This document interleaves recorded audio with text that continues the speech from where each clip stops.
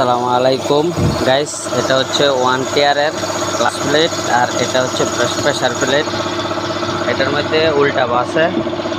এটা হচ্ছে এই গ্রুপটা, এই যে এটার ভিতরে থাকবে, এইভাবে ভিতরে থাকবে।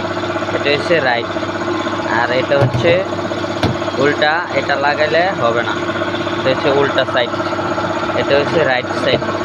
আমরা সবসময় ম্যানুয়াল গিয়ারের clutch plate pressure plate setting করলে এই উল্টা বারটা দেখে নিব, কারণ অনেকে আমরা বুঝি না, যারা নতুন